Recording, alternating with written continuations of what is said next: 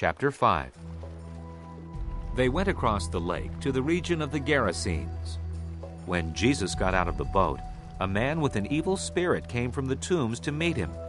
This man lived in the tombs, and no one could bind him anymore, not even with a chain.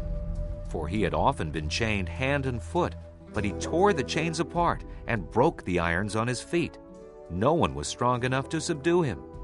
Night and day among the tombs and in the hills, he would cry out and cut himself with stones. When he saw Jesus from a distance, he ran and fell on his knees in front of him. He shouted at the top of his voice, "What do you want with me, Jesus, Son of the Most High God? Swear to God that you won't torture me!" For Jesus had said to him, "Come out of this man, you evil spirit." Then Jesus asked him, "What is your name?"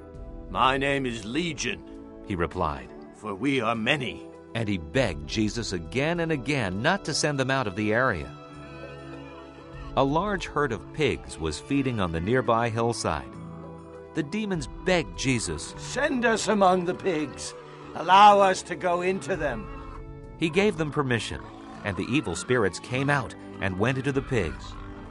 The herd, about 2,000 in number, rushed down the steep bank into the lake and were drowned. Those tending the pigs ran off and reported this in the town and countryside, and the people went out to see what had happened. When they came to Jesus, they saw the man who had been possessed by the legion of demons, sitting there dressed and in his right mind, and they were afraid. Those who had seen it told the people what had happened to the demon-possessed man, and told about the pigs as well. Then the people began to plead with Jesus to leave their region. As Jesus was getting into the boat, the man who had been demon-possessed begged to go with him. Jesus did not let him, but said, "Go home to your family and tell them how much the Lord has done for you, and how he has had mercy on you." So the man went away and began to tell in the Decapolis how much Jesus had done for him, and all the people were amazed. When Jesus had again crossed over by boat to the other side of the lake, a large crowd gathered around him while he was by the lake. Then one of the synagogue rulers, named Jairus, came there. Seeing Jesus, he fell at his feet and pleaded earnestly with him, "My little daughter is dying. Please come and put your hands on her, so that she will be healed and live." So Jesus went with him. A large crowd followed and pressed around him, and a woman was there who had been subject to bleeding for 12 years. She had suffered a great deal under the care of many doctors and had spent all she had. Yet instead of getting better, she grew worse. When she heard about Jesus, she came up behind him in the crowd and touched his cloak, because she thought, "If I just touch his clothes, I will be healed." Immediately her bleeding stopped, and she felt in her body that she was freed from her suffering. At once Jesus realized that power had gone out from him. He turned around in the crowd and asked, "Who touched my clothes?" "You see the people crowding against you," his disciples answered. "and yet you can ask, 'Who touched me?'" But Jesus kept looking around to see who had done it.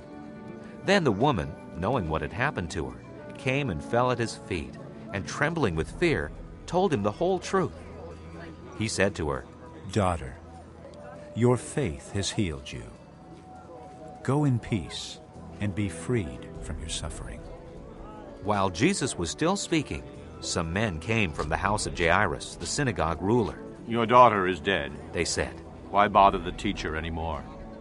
Ignoring what they said, Jesus told the synagogue ruler, "Don't be afraid. Just believe." He did not let anyone follow him except Peter, James, and John, the brother of James. When they came to the home of the synagogue ruler, Jesus saw a commotion, with people crying and wailing loudly. He went in and said to them, "Why all this commotion and wailing? The child is not dead, but asleep." But they laughed at him. After he put them all out, he took the child's father and mother and the disciples who were with him and went in where the child was. He took her by the hand and said to her, "Talitha cum," which means, "Little girl, I say to you, get up." Immediately the girl stood up and walked around. She was 12 years old. At this they were completely astonished. He gave strict orders not to let anyone know about this and told them to give her something to eat. Chapter 5. They went across the lake to the region of the Gerasenes. When Jesus got out of the boat, a man with an evil spirit came from the tombs to meet him. This man lived in the tombs, and no one could bind him anymore, not even with a chain. For he had often been chained hand and foot, but he tore the chains apart and broke the irons on his feet. No one was strong enough to subdue him. Night and day among the tombs and in the hills, he would cry out and cut himself with stones. When he saw Jesus from a distance, he ran and fell on his knees in front of him. He shouted at the top of his voice,